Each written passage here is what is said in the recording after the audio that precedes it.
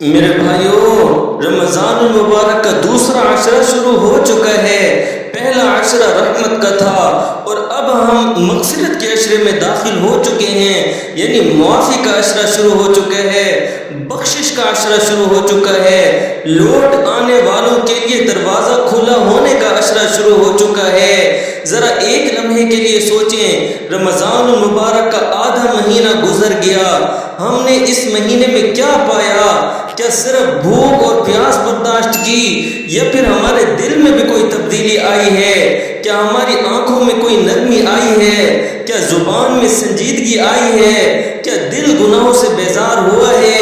اللہ تعالیٰ تو ہمیں موقع دے رہے ہیں، بار بار موقع دے رہے ہیں۔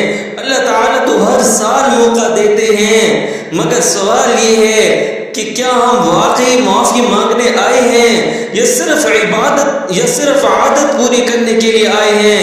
میرے عزیزو، مغفرت کا مطلب صرف معاف کر دینا نہیں ہوتا، مغفرت کا مطلب ہے گناہ کو ڈھانپ دینا، رسوائی سے بچا لینا، مغفرت کا مطلب ہے سزا سے محفوظ کر دینا اور عزت کو برقرار رکھنا۔ ہمارا رب غفور بھی ہے، ہمارا رب تواب بھی ہے، ہمارا رب ستار بھی ہے۔ وہ صرف گناہ معاف نہیں کرتا، وہ گناہ کو چھپا بھی دیتا ہے، وہ بندے کی عزت بھی رکھ لیتا ہے۔ سوچیں، اگر ہمارے گناہ اس دنیا میں ظاہر ہو جائیں تو کیا ہم کسی کی آنکھوں میں آنکھ ڈال کر چل سکیں گے؟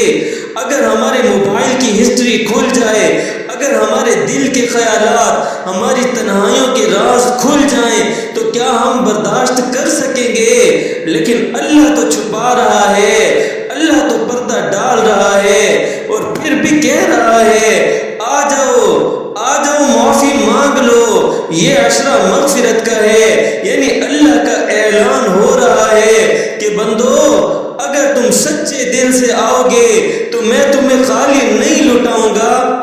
پیارے نبی کریم صلی اللہ علیہ وسلم نے فرمایا کہ جو ایمان اور احتساب کے ساتھ روزہ رکھتا ہے اس کے پچھلے گناہ معاف کر دیے جاتے ہیں۔ کتنی بڑی خوشخبری ہے، مگر شرط کیا ہے؟ صرف ایمان ہو اور احتساب ہو، یعنی یقین بھی ہو اور نیت بھی خالص ہو، صرف رسم نہ ہو۔ آج ایک سوال اپنے دل سے پوچھیں، کیا ہم نے کسی سے معافی مانگی؟ کیا ہم نے کسی کو معاف کیا؟ یاد رکھیں، اللہ تعالیٰ اس بندے کو معاف کرنا پسند کرتے ہیں جو بندہ دوسرے بندوں کو معاف کرنا پسند کرتا ہے۔ کتنے لوگ ہیں جو سالوں سے دل میں بغض لیے بیٹھے ہیں، بھائی بھائی سے ناراض ہو چکا ہے، بہن بہن سے بات نہیں کرتی، بیٹے نے والدین کا دل دکھایا ہوا ہے، شوہر بیوی کے ساتھ سختی سے پیش آ رہا ہے، اور پھر ہم چاہتے ہیں کہ اللہ تعالیٰ ہمیں معاف کر دے۔ ذرا سوچیں، سوچنے کی بات ہے، اگر ہم معاف نہیں کرتے تو ہم معافی کیسے مانگتے ہیں؟ ہم مغفرت کے مستحق کیسے بنیں گے؟ دلوں میں کینہ رکھ کے ہم عبادت تو کر لیتے ہیں، دلوں میں کینہ رکھ کے ہم عبادت تو کر لیتے ہیں، مگر وہ دل کہاں ہوگا جہاں رحمت اترتی ہے؟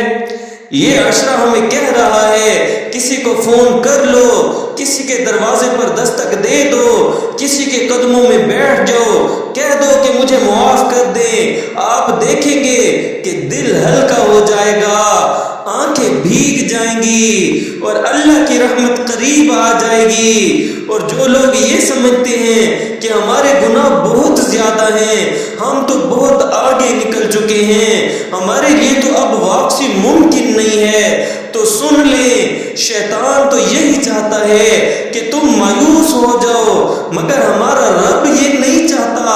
ہمارا اللہ تو کہتا ہے کہ میری رحمت سے نا امید نہ ہونا، گناہ گار ہی سہی، شرمسار سہی، گناہ گار سہی، شرمسار سہی، لیکن اے میرے پیارے اللہ، تیری رحمت کے مقابل یہ خطائیں کیا ہیں؟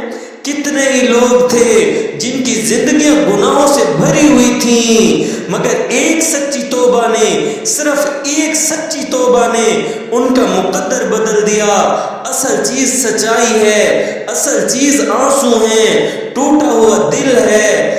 آج رات جب سجدے میں جائیں تو رسمی دعا نہ کریں، اللہ تعالیٰ سے بات کرنے کی کوشش کریں، اللہ تعالیٰ سے بات کریں، کہیں کہ یا اللہ میں تھک گیا ہوں، اپنے گناہوں سے تھک گیا ہوں، اے اللہ میں خود کو بدل نہیں پا رہا، اے اللہ آپ مجھے بدل دیجئے، اے اللہ آپ مجھے تنہا چھوڑ نہ دیجئے گا، میں ٹوٹ کے سجدوں میں گرا ہوں تیری خاطر، اے اللہ میں ٹوٹ کے سجدوں میں گرا ہوں تیری خاطر، اب تیری کرم نوازی کا ہی سہارا چاہیے۔